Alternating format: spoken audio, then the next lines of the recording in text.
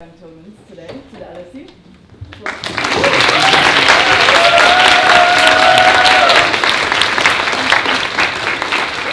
I would firstly like to thank our academic chair, Francesco Nava, Professor of Economics at the LSESU, whose presence has allowed us to open the event up to the public, which is nice. I would also like to introduce Dr. LSESU, who will be leading the Q&A session at the end of the talk. Dr. Suter is a reader in photography at the University of Westminster and is the author of Why Art Photography and co-editor of the forthcoming Routledge Companion to Global Photography. So please welcome Dr. LSESU.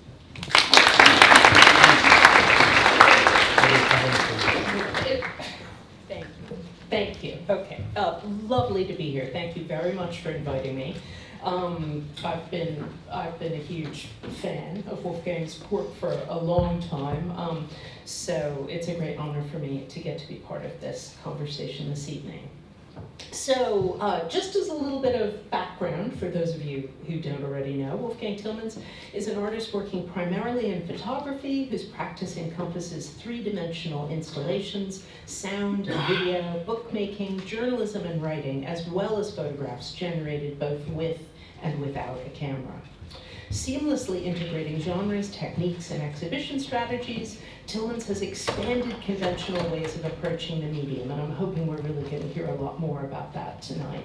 If there's one takeaway for you this evening, it's not just that Wolfgang takes extraordinary pictures, but that he's really been one of the most influential figures in contemporary art in absolutely revolutionizing the way that work is displayed and disseminated, installed, and the very idea that an artist could work in series that were radically disparate, that they could mix and match like a DJ between one series and another, bringing looping works back from one period into more recent works. And these are all things that Wolfgang has done with tremendous success. So I'm really looking forward to hearing more about that as we go. So since the early 90s, Tillmans' work has been the subject of solo exhibitions at international institutions including MoMA in New York, MUMOC in Vienna, Tate Modern, the National Museum of Art in Osaka, and more recently at museums in Kinshasa and in Lagos. And his work is also held in collections worldwide. And in 2000, Tillmans was the first photographer and the first non-British artist to receive the Turner Prize. So he also does all sorts of other interesting activities. He has a nonprofit exhibition space that began in London in 2006 and is now based in Berlin. So hopefully we'll hear lots about ways that his work has epitomized a new kind of subjectivity in photography, pairing intimacy and playfulness with social critique. And with that, I will pass it back over to you. And I switch you off. Thank you, Lucy, very much. Thank you for coming tonight. This is a first for me, this kind of arena setting. And of course, we've been speaking earlier, we have been active since the days before digital media. We started having our first presentations with slides. Does anybody know what a slide is? And those were projected big bits of film that were sent to the screen, and they had actually a nice quality. And then with technology advancing, the strange thing happened that the projection quality was degrading because the slide projector was replaced by a video projector, but at SD resolution, 720 lines, much, much less than a slide. But most people, when I said, like, what is this fuzzy image? You know, I'm an image maker, I want to show my photographs. People didn't really know what my complaint was about.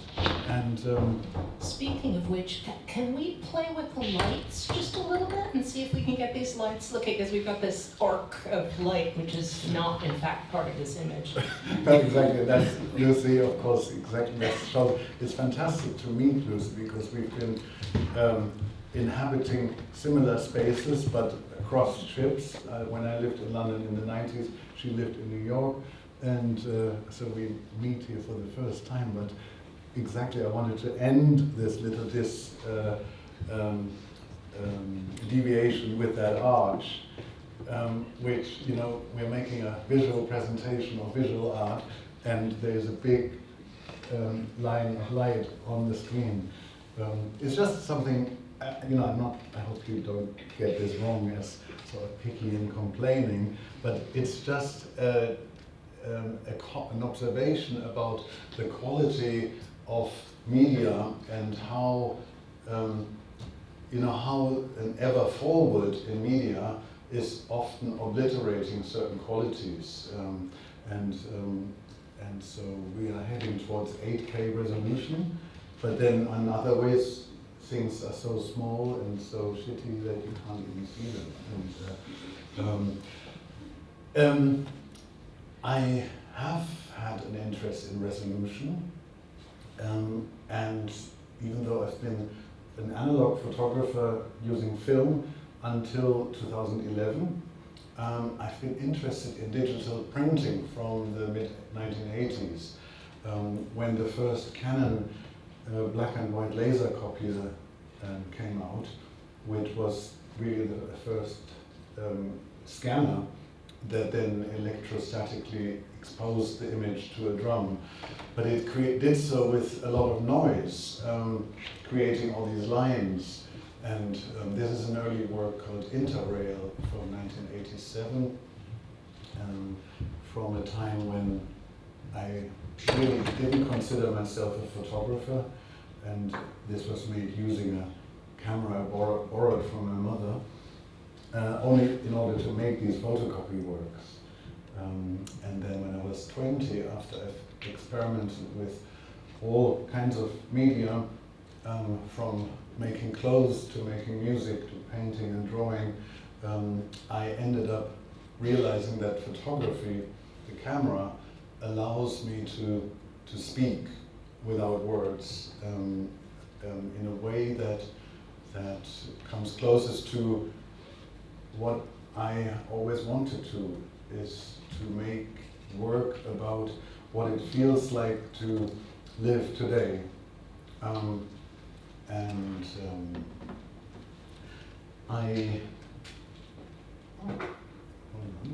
this should be a PDF that should forward. Oh, I'm sorry, I don't, okay, it forward. So tonight I organized the talk loosely along an exhibition that is currently on at San Francisco Museum of Modern Art, which is the third iteration of my big retrospective at the Museum of Modern Art in New York, called To Look Without Fear, which opened there in September 22. Had been postponed by a couple of years due to the pandemic, and was 6 years in the making, so it was an 8-year run-up. It's like, I mean, many museum exhibitions take years to make, but MoMA is particularly meticulous and in-depth in their scholarliness and study, and it's of course the biggest thing that can sort of happen to an artist to get that big show on the 6th floor. And I was, yeah, it had a huge impact on me. I am happy I came out of it in one piece, and the critics liked it, and the audiences liked it, and then I could enjoy reinstalling it twice, once in Toronto at the Art Gallery of Ontario, and once in San Francisco last November, where it still is now until the 3rd of March. And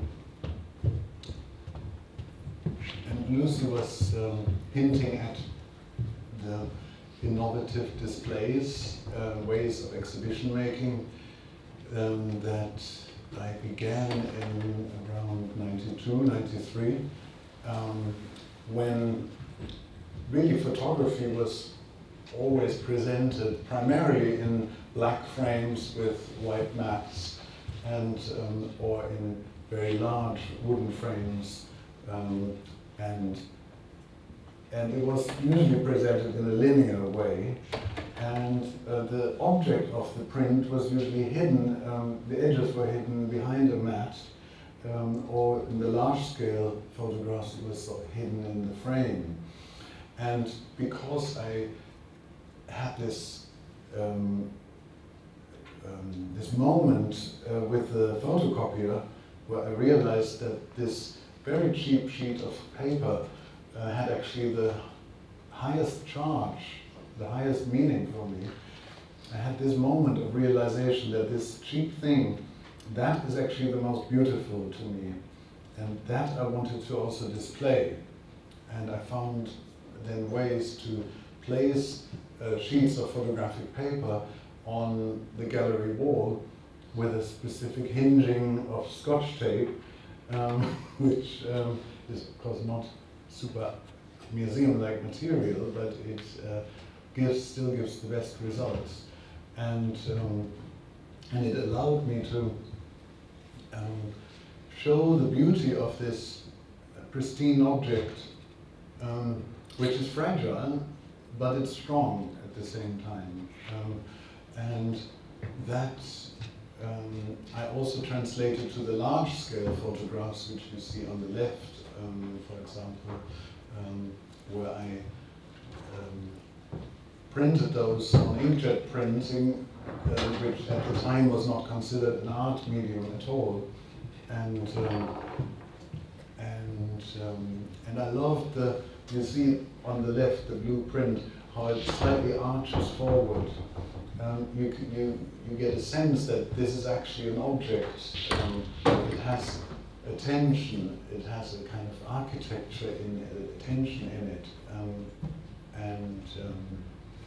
May I ask a little Yes. question? This is something I'm so excited I get to actually ask something I've always been wondering. How do you decide what the right size is for your big prints, and how big is too big? And do you bear in mind the scale of the gallery in which they're going, or is it more how big that particular image feels like it can go? Mm-hmm. It's been a system that I arrived at since my college days in Bournemouth, 90 to 92, then moving to the first exhibition, 93, at Daniel Buchholz in Cologne and Maureen Paley in London, that in college I found the contact sheets where the negatives are just contact printed onto photo paper, which is considered the professional way to look at images. I found that super unsatisfying with a loop, and I preferred the Boots mini-lab prints, which are non-professional and had the risk of maybe scratching a negative, but I got a little print, a little image that I could already experience as an object. And from that I made 12 by 16 inch, 30 by 40 centimeter print, which I found the smallest size that can reveal the full potential of an image. And then, so that's you see the postcard size, and then the smaller medium size, and then there is the 20 by 24 inch, 50 by 60 centimeter size that I found was the largest sheet of photographic paper that I could hold and handle safely. Because me showing these prints, these fragile prints, was never about a grungy gesture. You know, it was never meant to be like careless and hey, look how cool I am. I wanted to show them as these pristine, minimal things. And so when they become bigger, a C print, which is ultimately a sheet of plastic, becomes like warps in an unsightly way. And but I did want to show also very large pictures, and I found this inkjet printer, which at the time was in its infancy,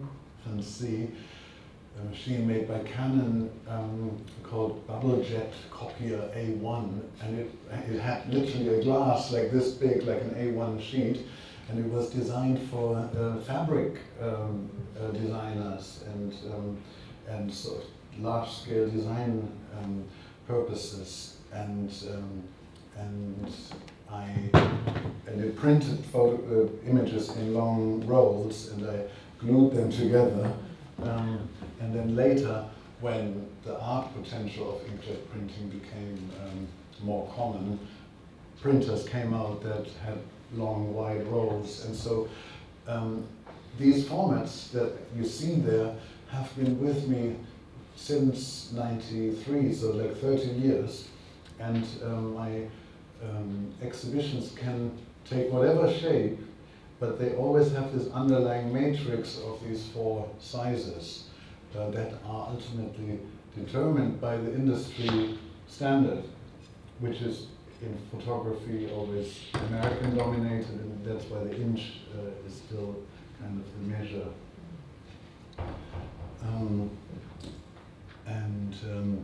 I just come back briefly to this because you might have, for me having talked that much about unframed works, you might notice that there's a couple of frames here. After around 10 years, in '99, 2000, I realized that the unframed showing of my work had become so expected that it no longer activated this sensation of seeing this fragile object. And I wanted to kind of reactivate that. And people had also thought that I was dogmatic and that I hated frames. But of course that's stupid, you know, a frame is there for a purpose, it also protects. And so I then started to also include framed works in my exhibitions, which people found contradictory, but I have found in life that there are often not just black and white answers, that there are 2 possible ways for a similar question. And the unframed hanging, for example, is of course not sustainable for many, many years because the gelatin of a photograph is gelatin, so it absorbs the processing chemicals, but after it's been processed, it still absorbs the environmental chemicals. That's where a frame helps. And then, but in terms of size, like the portrait in the middle called Smoke and Joe from 1995, that has always been this outsized large print, and so some have exceptional sizes, and like these ones you mentioned as photographs made without camera, which may seem first contradictory to some, but the miracle of photography is that there is a relatively inexpensive piece of material, paper or film, that you expose to colored light and put it through a bath of chemicals, and on the other end of this roller transporter machine comes out an incredibly beautiful photograph that I have somehow never taken for granted. And when you study photography and have the luxury that it's still, well, it's not existing in many colleges to have color processing darkrooms, but you then have to filter the negatives and interpret the negative and get the colors right, and then you realize that every color image is actually a negotiation of reality, of color temperature, to which I come later. And but this photosensitive paper, I then wanted to also experiment with and kind of abuse the process and not use it properly and not shine just negatives onto it. And so I developed these tools and techniques how to manipulate light in front of the paper with my hands in a drawing-like practice, arriving at these works that I called Freischwimmer, after a German swimming proficiency certificate, but also a club at the time in Berlin. And the left one was actually made in this elongated shape because the owners of Berghain Club in Berlin invited me to put 3 works above the dance floor in the panorama bar, and that on the left was one of them in 2004. And since then I changed them every 5 years, and there's a new set coming up in December for the 20th anniversary. But they are obviously not on paper, they are on vinyl. And this is called Muscle from 2001. Again, it is a photograph, it is completely objectless, and all objectness that you see in it is purely happening in your brain. Because there were no muscles. It's a drawing I made with light, and on the right is kind of the outside of the dark room in my studio in Bethnal Green, which I had until 2011, and sort of the I'm sure you get nostalgic seeing the bottles and can smell the chemicals.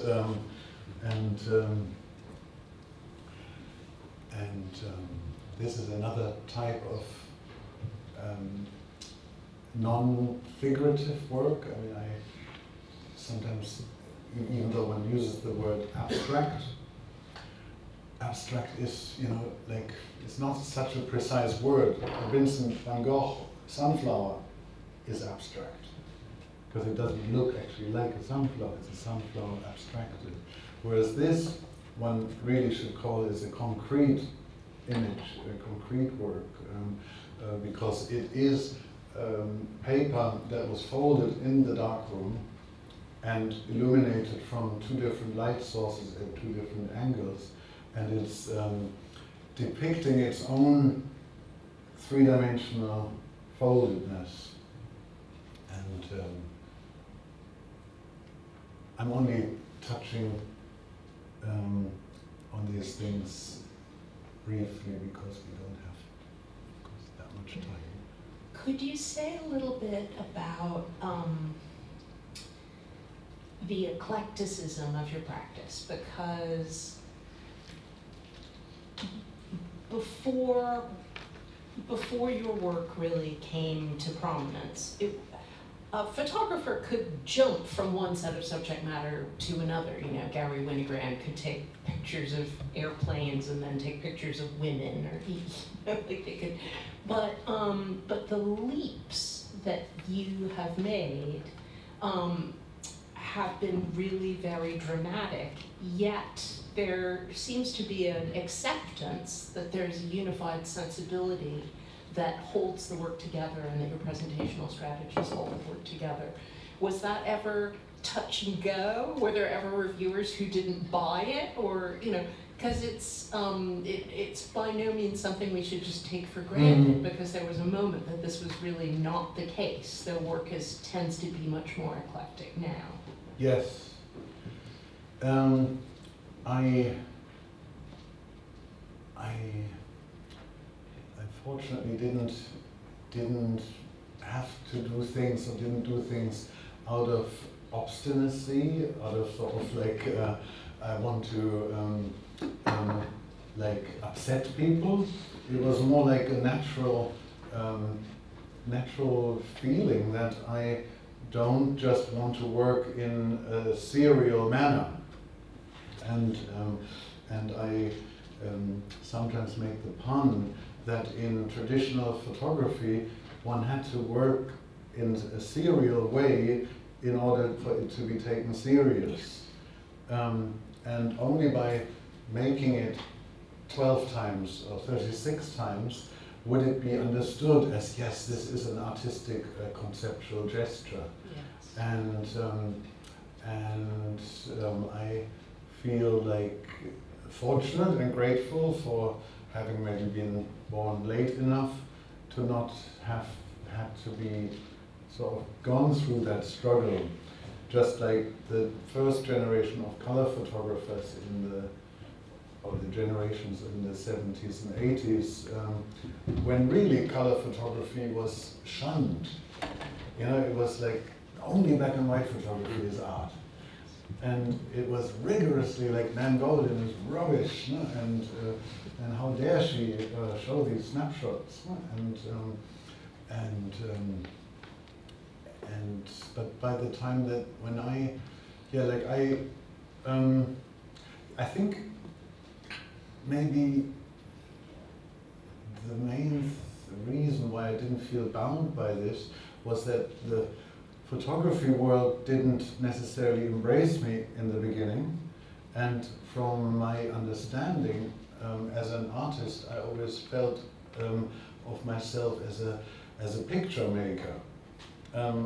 But I just felt this is a picture making process in a tradition of 30,000 years from cave drawings and not from 175 years since the invention of photography. And this understanding that I had in the mid-80s as a 16-year-old, say, that the paintings that touched me the most in the museums that I saw on travels or in the Rhineland, in Cologne, in Düsseldorf, where I grew up, the paintings that touched me the most were actually painted or printed photographs on canvas. You know, like the Gerhard Richters and the Sigmar Polke, or the painted photographs. And Robert Rauschenberg and Andy Warhol, they printed photographs onto canvas. And so I felt, the image generation was actually the lens. And so that's where, for me, the photocopier was that kind of silk screening. But I somehow resisted to go this path of making the valuable object. You know, it would have been, of course, so much more valuable if it was on canvas, but this paper thing was a 10-year struggle, really. Not that,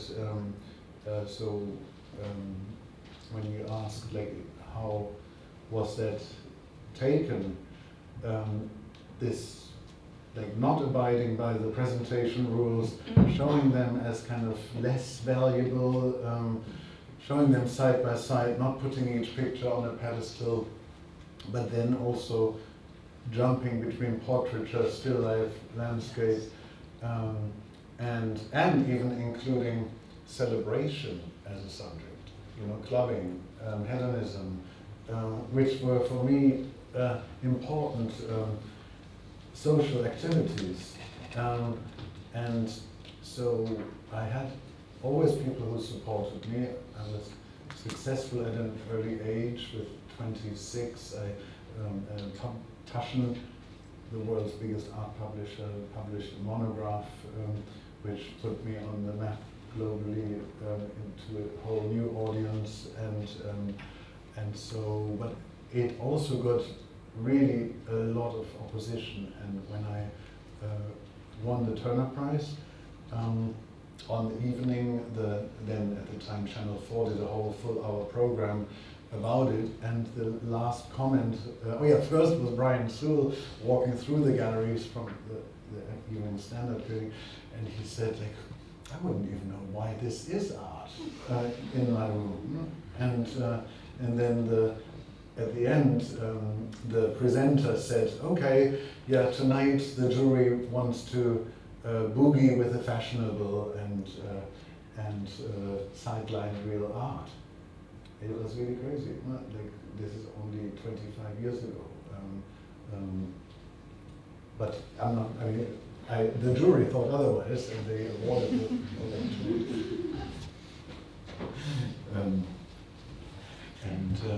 So this infatuation with the object, with the sheet of paper,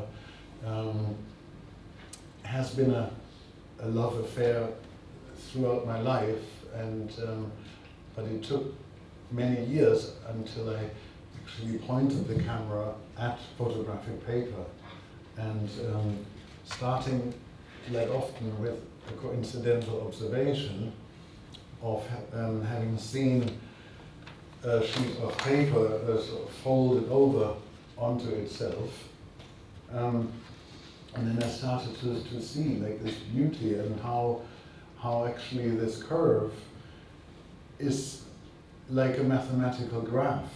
It's the result of a coexistence of paper tension, which wants to make the paper flip open, and gravitation that pulls the paper down. And that makes this particular curve, which has an elegance that and a simplicity that is there for everyone to see if you choose to do so. And that's, I guess, what I like my work to encourage also people seeing it, no? Is that you shouldn't feel like, oh, the master made this thing that is so untouchable and unattainable, but you can play with your own eyes, and that's what I love about the eyes, is that they are free, and you can play with them free of charge, and attribute meaning to the world, and turn the world upside down within your mind and vision. And so these are called paper drop, but the title was from a time when I was first photographing just a sheet of paper sort of hanging, and I was alluding to that it was kind of dropping. And then a few years later, I discovered this drop-like shape, and with the sunlight hitting the back wall of my studio, ricocheting back through the tunnel of paper, but with only the paper edge being in focus, it creates this bulbous effect, and the name became a self-fulfilling prophecy.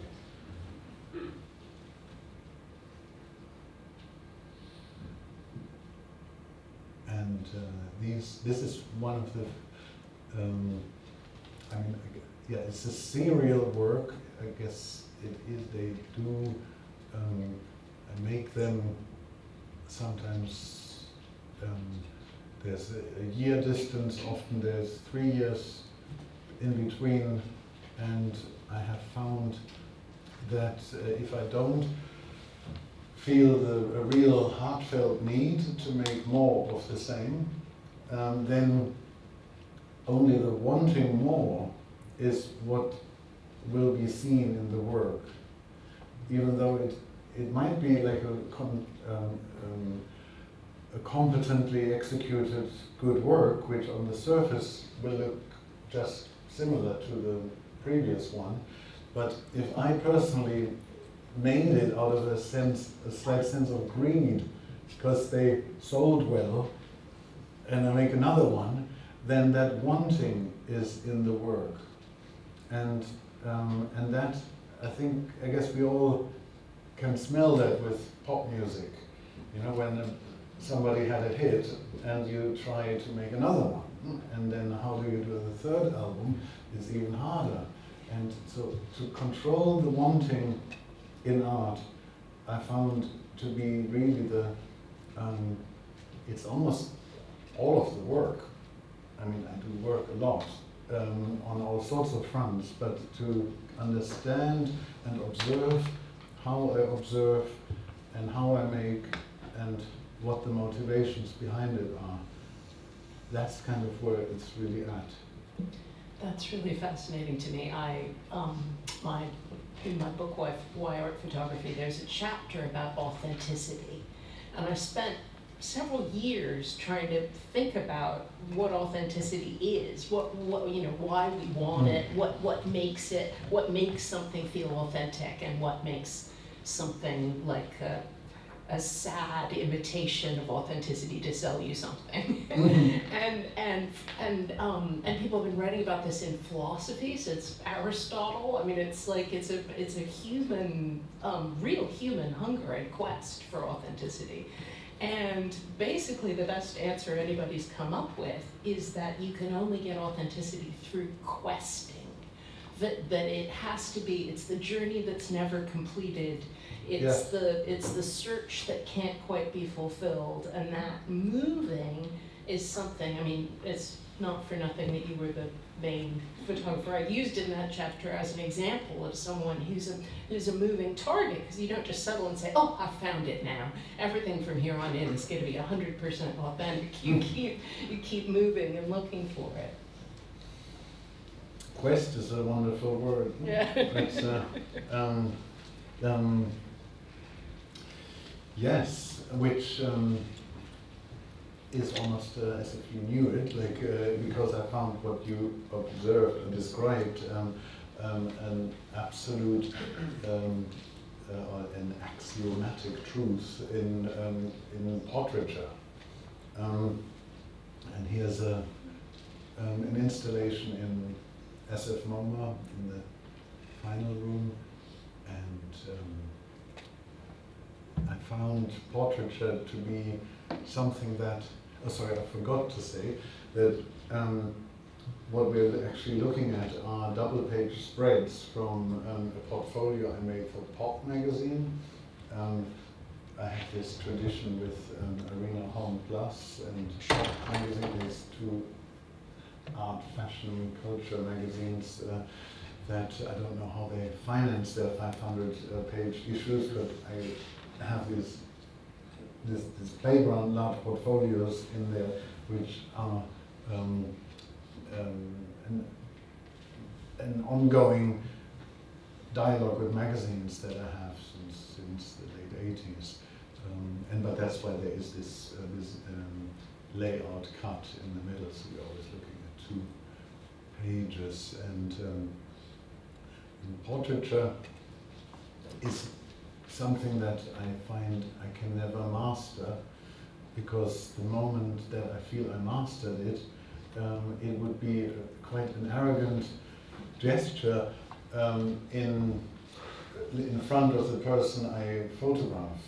Because if I only bring a preset set of ideas to this person, there would be no membrane, there would be no giving, and so I feel like I have to open myself up to the situation and make myself kind of as vulnerable as the sitter might feel, and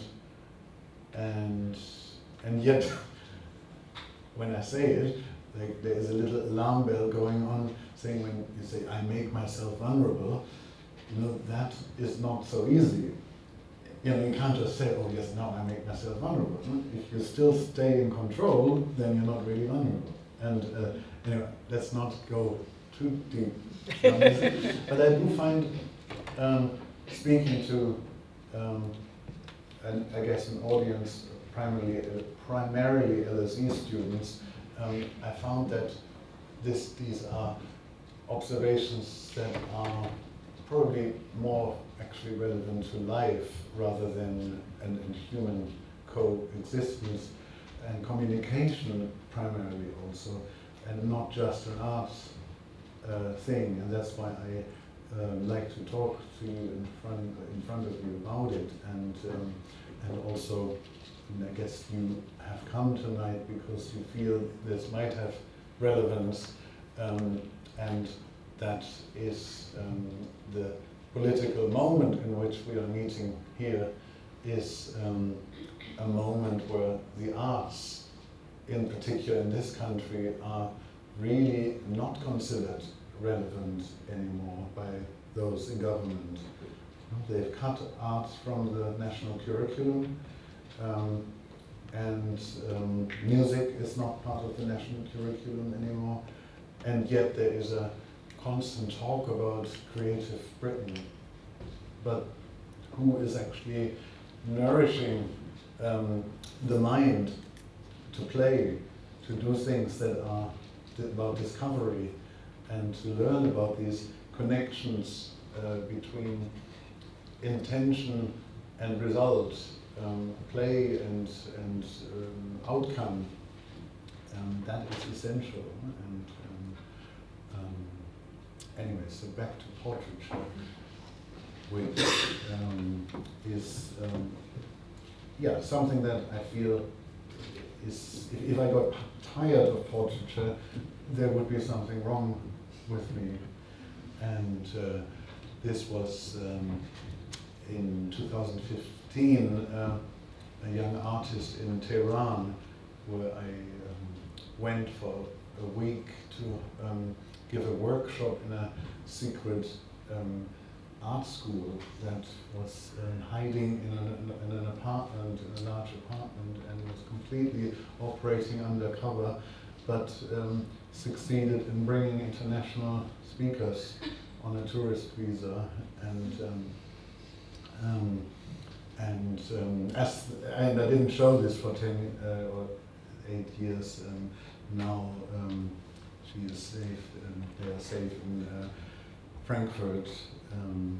Anita Esfandiari and Mariam Kashmiri,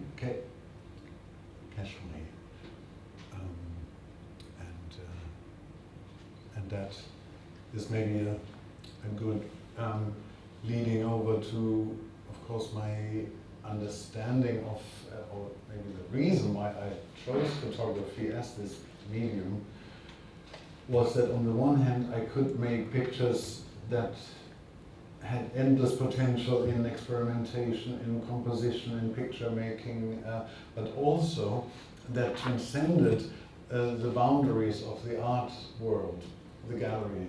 And I had very deep moments from an early age with printed pictures in the newspapers that my parents subscribed to, and they were like windows to a world of imagination. The slate, what's it called, like raster dots of the newsprint, and then I became sort of total fan of the London underground 80s music scene, and bought ID magazine and The Face, which were then at that time, without internet and anything, they were like a peeping hole, like a lifeline to London from a small town in Germany. And why the magazine? Maybe a fluidity between print culture and art, and between fashion and art also, yes. and between everyday life and fashion. Exactly. No, that is and that photography in journalism, in magazines, and now of course in everything, is a direct carrier of political potential, meaning, and you can speak about and tell stories and speak about what is representable, and so my interest in society and my interest in history has been something that has been with me since an early age, and then was probably helped by realizing that I'm gay, and that when I came out to my parents in 1984. I was 16, and at that point, homosexuality had only been decriminalized by 15 years. 15 years prior, it was a prisonable crime. And so I was very aware that the freedom that I had, maybe as the first generation, to grow up being allowed to love how I feel I was born or made, was fought for by activists in the decades before, probably starting with the women who fought for the women's vote in the 1910s. And that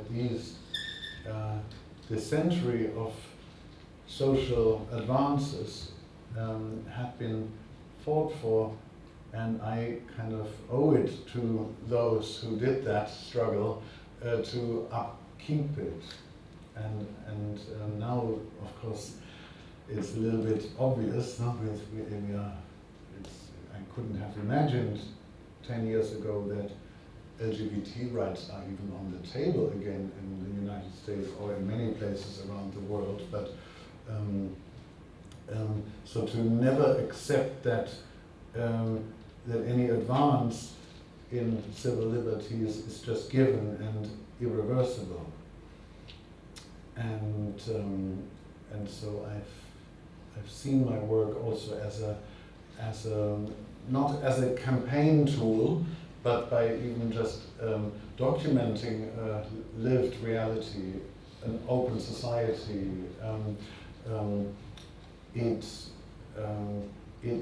It wants to be part of what I call peace work, by showing a non-arrogant way of looking at a person, or doing justice to a situation,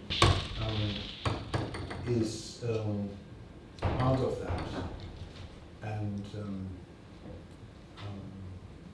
this is a fascinating portrait to me, because at first it's quite a normal guy, but it was in Toronto last year.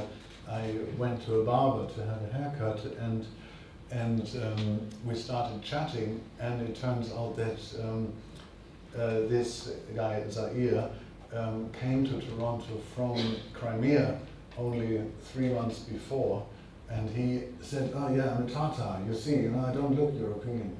And so he is literally the original Tatar people from Crimea who were expelled by the Russians to Kazakhstan. Then in 1990, after the collapse of Soviet Union, were able to move back to Crimea, and then in 2014, their homeland was annexed, and he was hiding his passport as a 14-year-old, and as a 21-year-old, Russia was suddenly attacking his own country, but he was already deemed Russian, and there was a mobilization where Russia wanted to, of course, use the Tatars as cannon fodder, and he had a luck moment to get out to Georgia, and then Canada being really admirable in admitting refugees, was able to go to Toronto, and just to see, I've been very affected by the Ukraine war, and mainly living in Berlin. It is literally 1,000 kilometers away, and then in Toronto to meet someone is so from the pinpoint of this. But it's of course the question: what does a photograph tell? All this, you only know if it's captioned. But on the other hand, there's something in that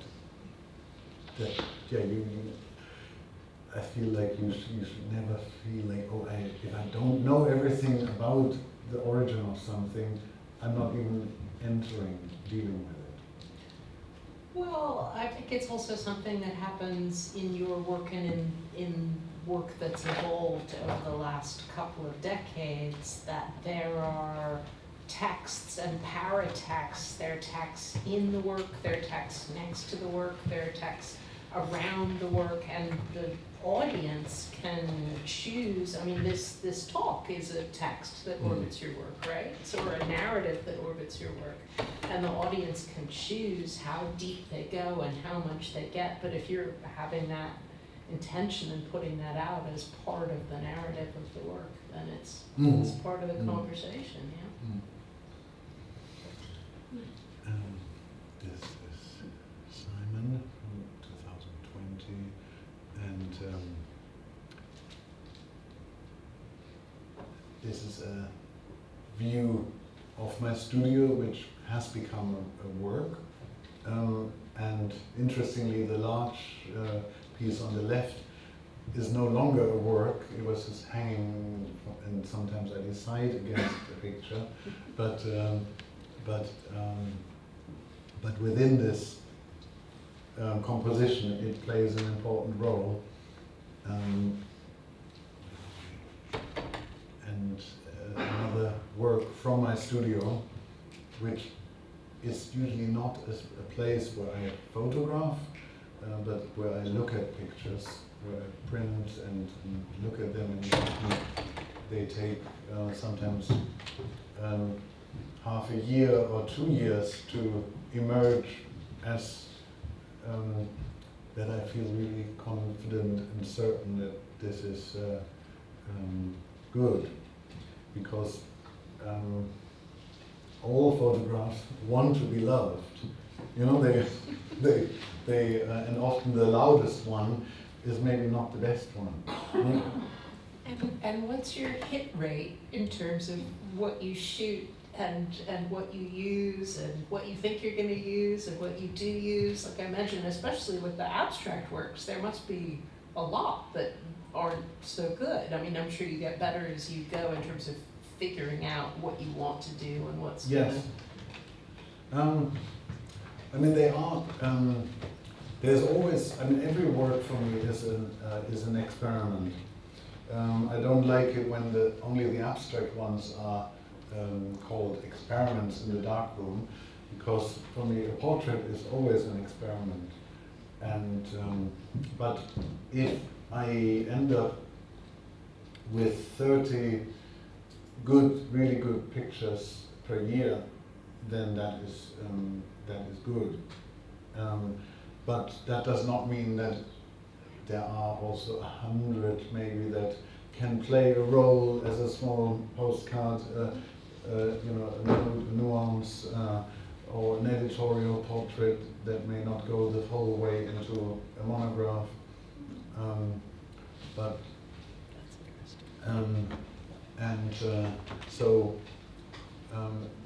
And the everydayness of some of my subject matter does not mean that I am actually photographing all the time.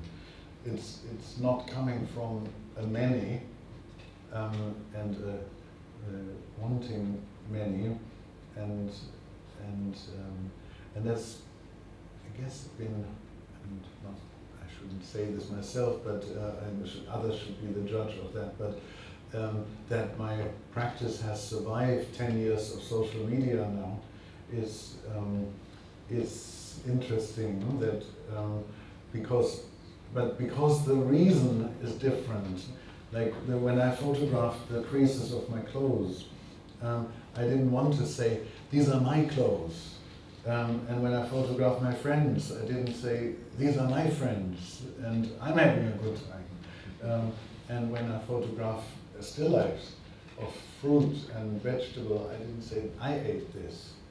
And there is a self-portrait which I took with an underwater camera as a student, and it's called Me in the Shower.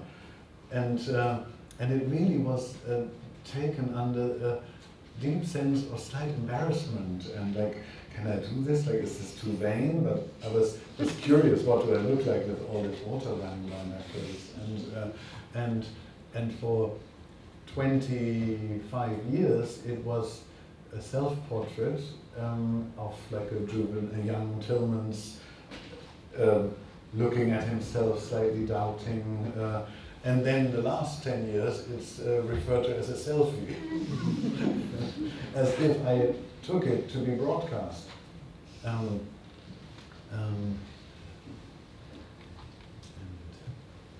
this is Toronto in April. You know, the Canadians are so starved of warmth in the winter. The first sun rays come out, and there's this great spot on an island with a nudist beach.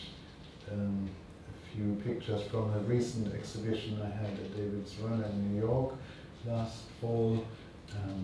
It's called Elternbesuch, a parent's visit, and it's my mother and father and my leg in between.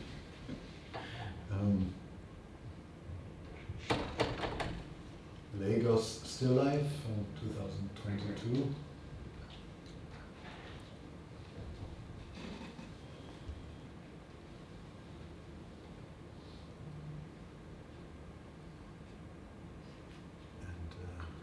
Rain Splashed Still Life, also from 22.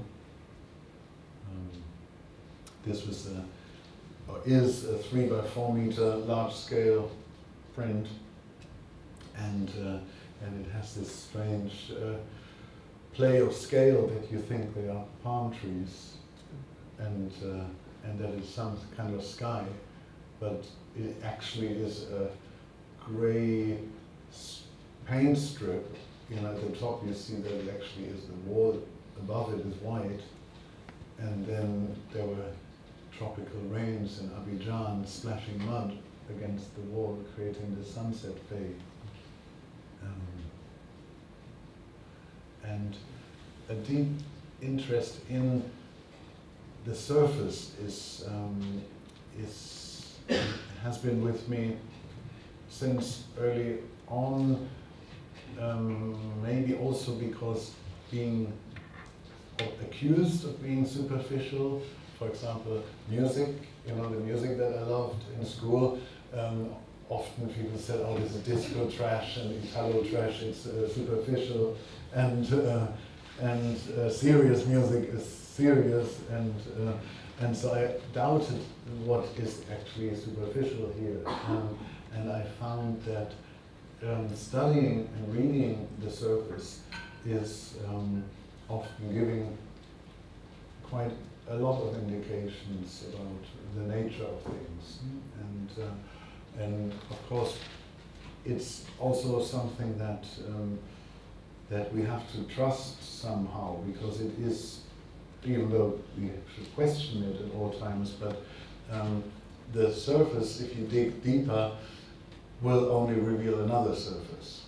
And but in geology, I have this ongoing group of pictures called View from Above, and this is in Nevada, Utah, and it's a town called Provo, which shows human activity inscribing itself on the surface of the earth, and the earth itself, the surface, responding to pressure by making creases in its surface, just like your clothes make creases under pressure.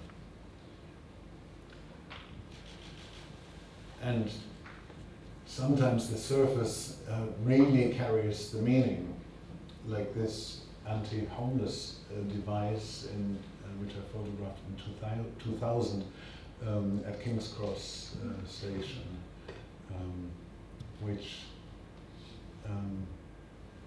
it's not form follows function, it's something else, something darker altogether, and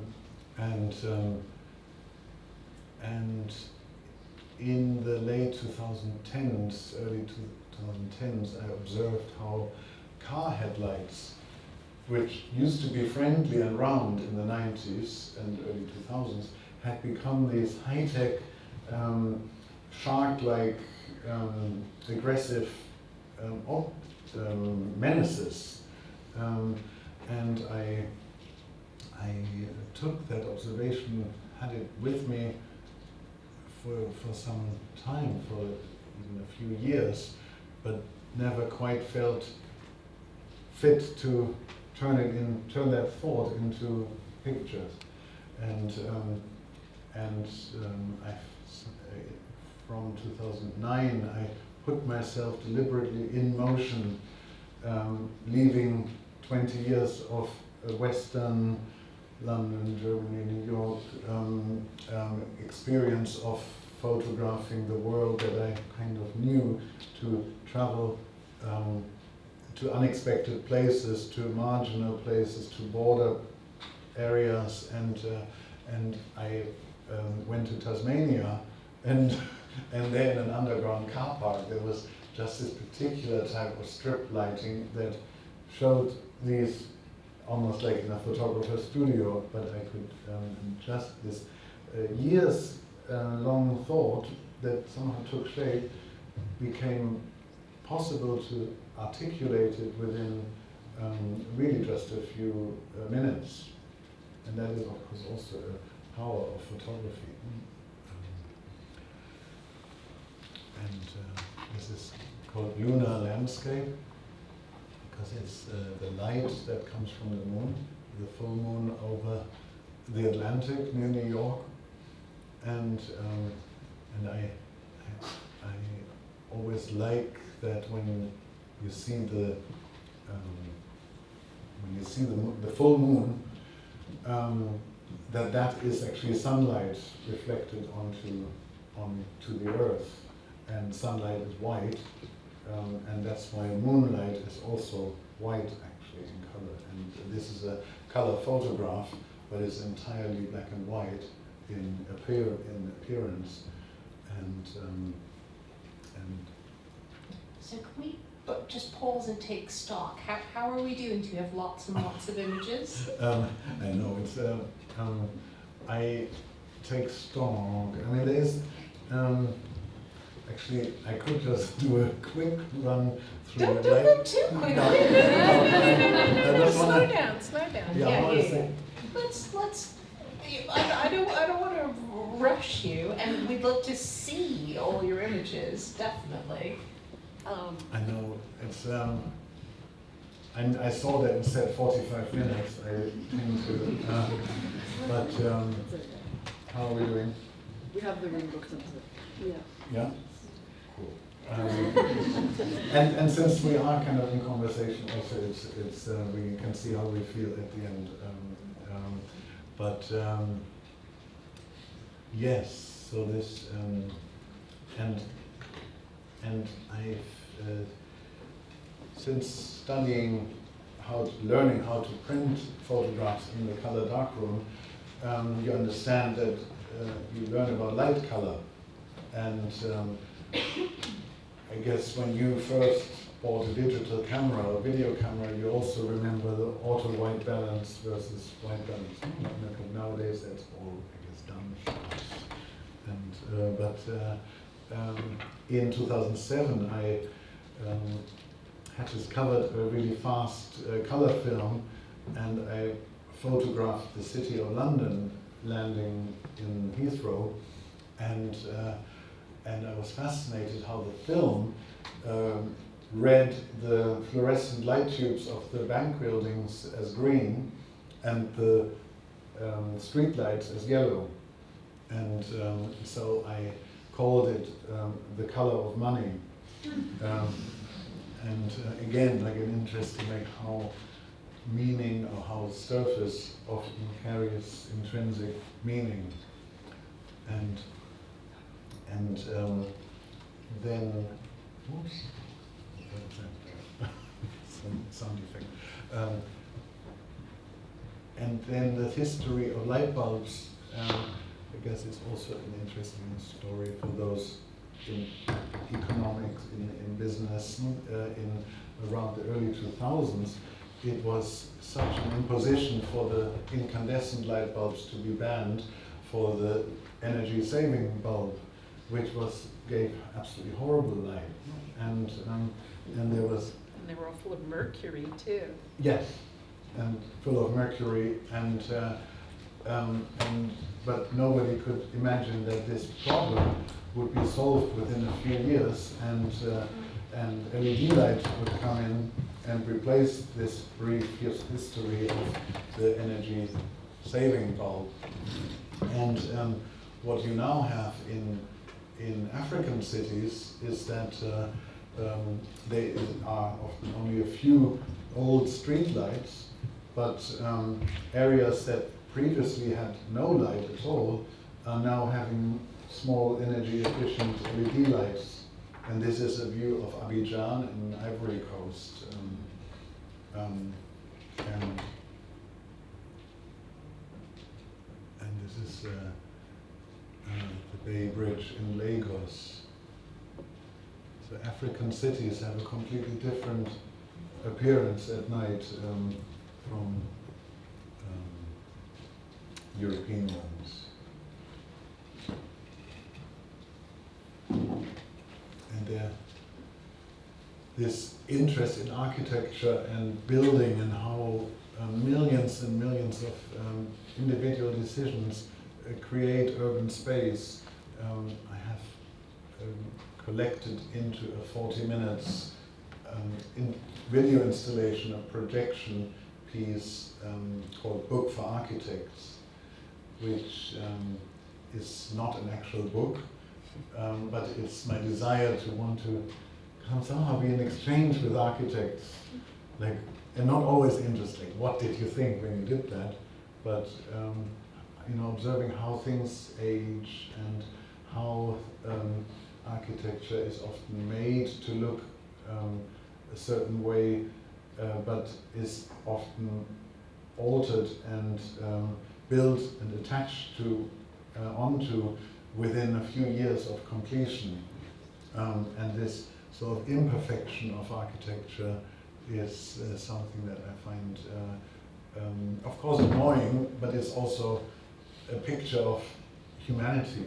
Right? It's kind of endearing also. And this is playing in San Francisco right now.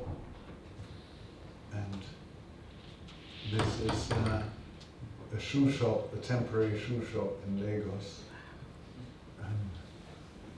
Outside the Africa Shrine, this concert hall that the Fela Kuti's family run.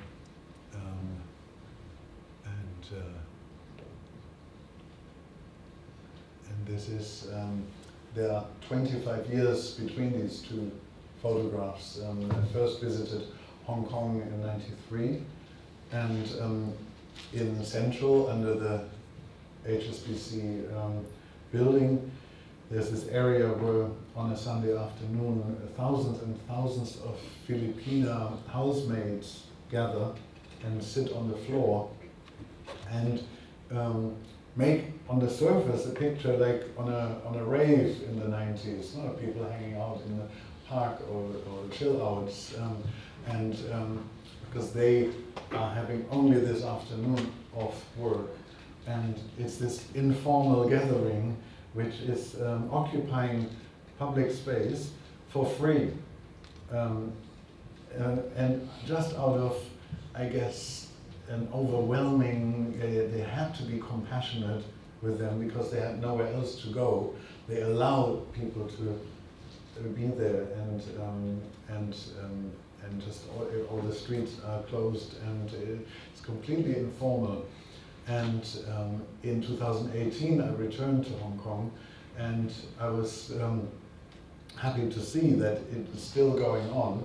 And and you see here the difference between '93, a flashlight on film, and on the right-hand side, a high-speed film camera sensor that allowed me to take this picture without any flashlight and showing great detail. And it's like a nocturnal, almost painterly scene.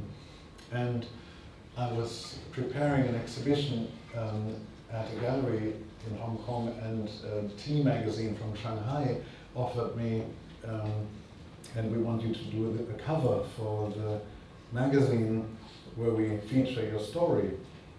And I sent this picture, and not thinking that this would cause any censor problem. You know, like why would this? Because in Shanghai everything has to be shown to a censor.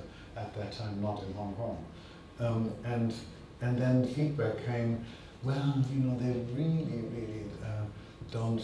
They really don't like this, and just because it's you, they allowed maybe 300 copies to be printed under the sort of just to show as if it is existing, because this is gambling. Playing cards is gambling in China state philosophy.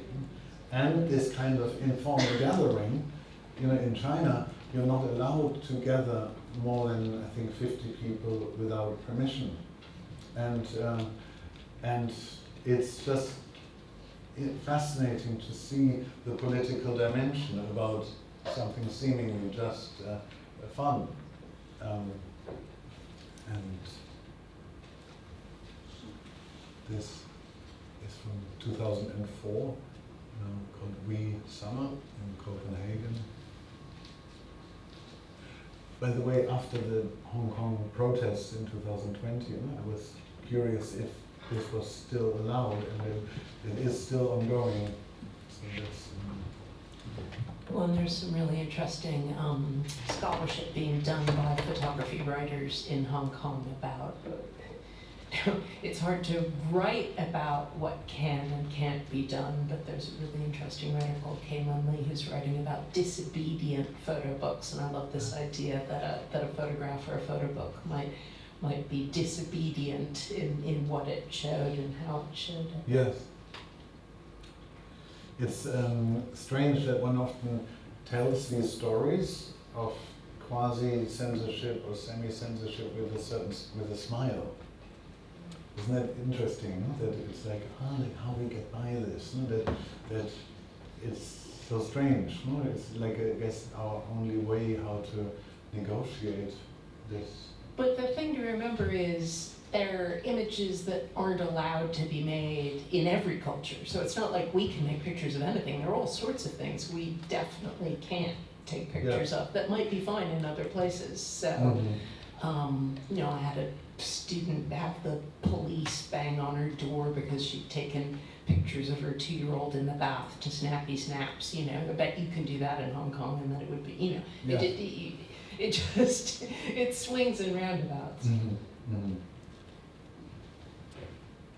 So this free space for celebration, that using urban space in a non-optimized way, I love, and I always had a soft spot for, and of course, as we know, that this is ever diminishing, and but just the presence of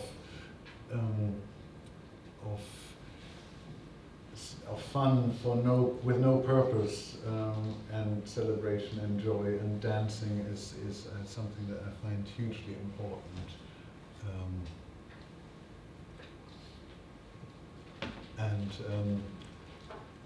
And not easy to photograph, because you know, to be so close to be, you have to be how not to intrude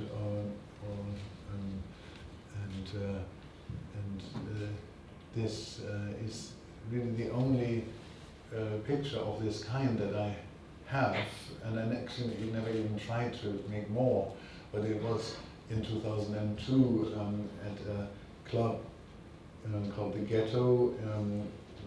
In architecture, there just is not anymore there. It's all now Tottenham Court Road, Elizabeth Line station.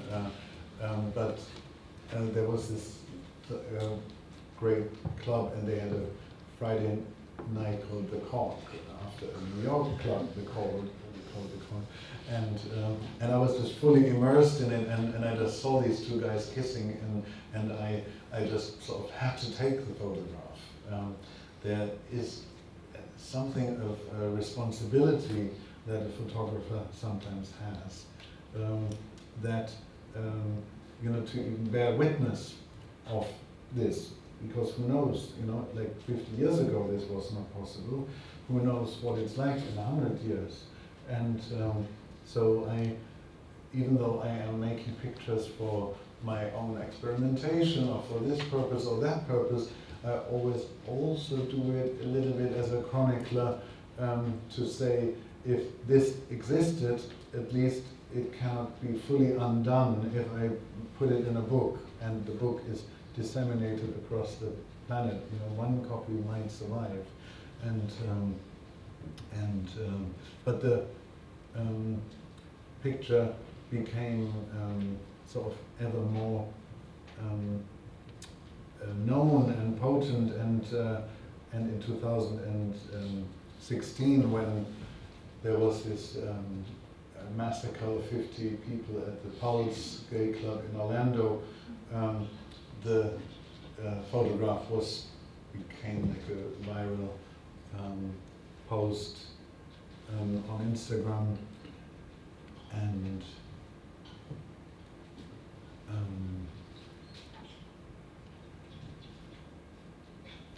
this was also from 2016 in Fire Island. And when you think now about that moment, 5 months before Trump got elected, and that still a certain innocence about just being who I am, how that has become weaponized in the following 8 years, that is striking and shocking. And this is a portrait of one of the very few Nigerian out LGBT activists, Matthew Blaze, who really have to put up with the same level of threat that activists had to put up with here in the 60s and 50s.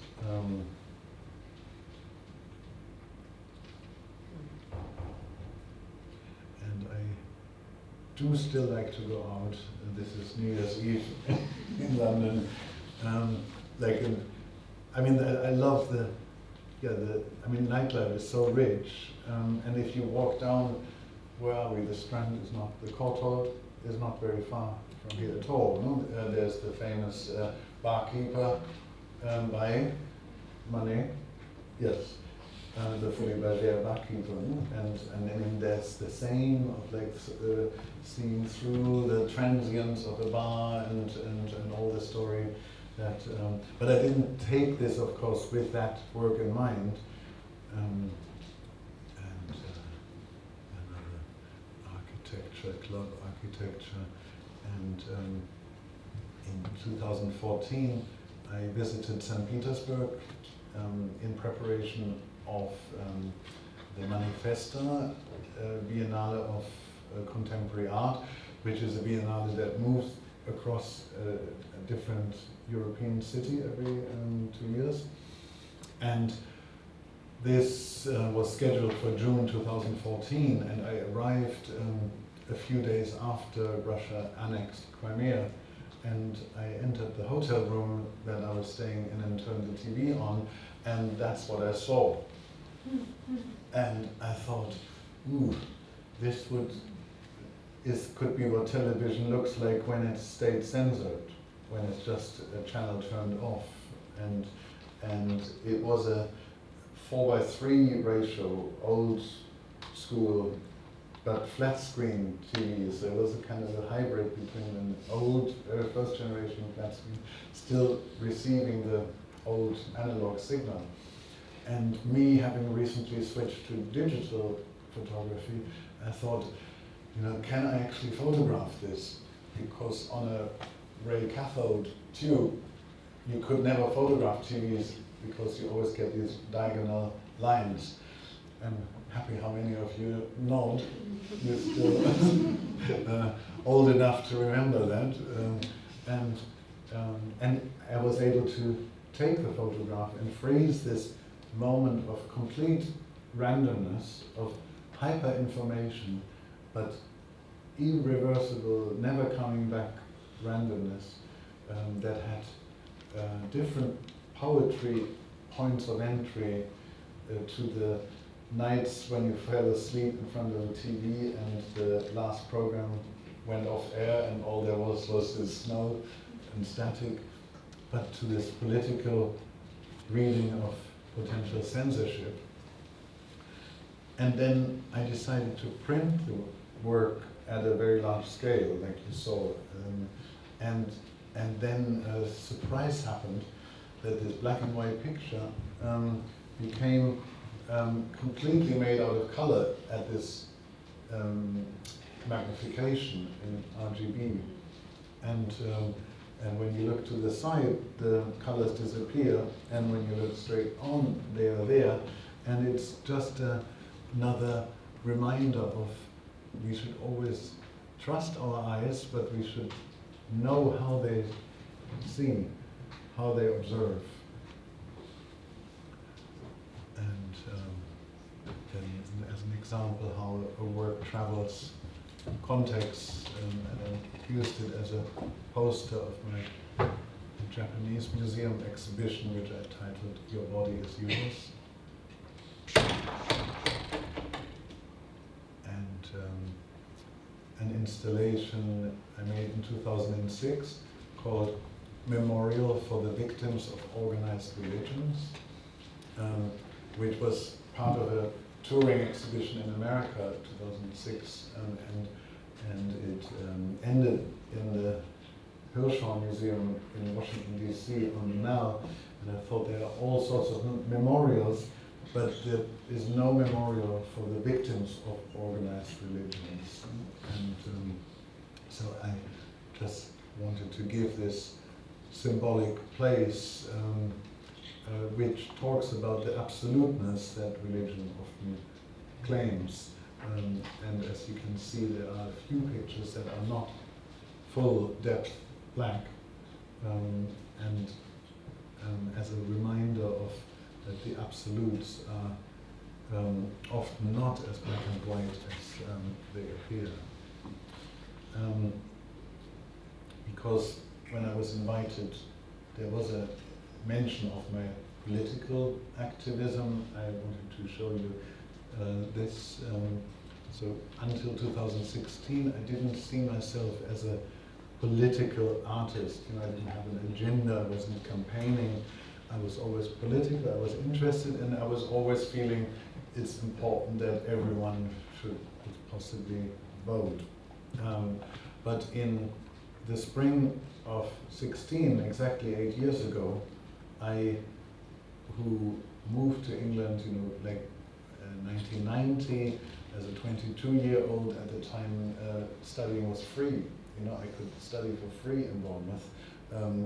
The governments would exchange the fees, and we could move freely, and my whole life had been shaped by European reconciliation and cooperation, and living this life between Germany and the UK. And suddenly I realized that this model was under attack, and it was under attack with such passion. And I felt this passion that the Leave campaign had, and the words, and the and then looking at the Remain campaign, I realized that there's zero passion, and they were only talking about maybe the dangers, but nobody was talking about the EU in a positive way. And I realized that if that's going to stay like this is going to be lost.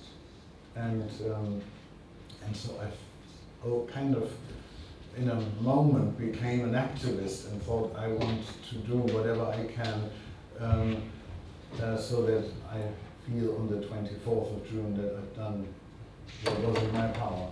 Yes. And I devised this voter turnout campaign which was primarily focused around getting young people to register to vote by that deadline of the 7th of June. With it sounds cheeky, but it's just so true. Don't let an older generation decide your future. And I never quite understand the logic why young people don't vote.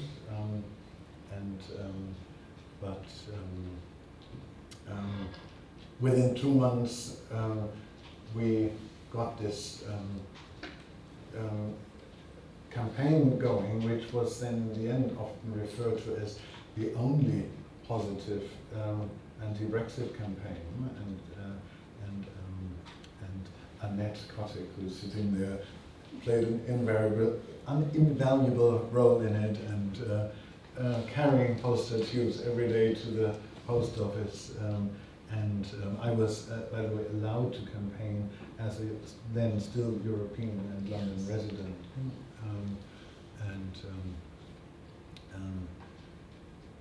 Can everyone read this? This Rupert Murdoch.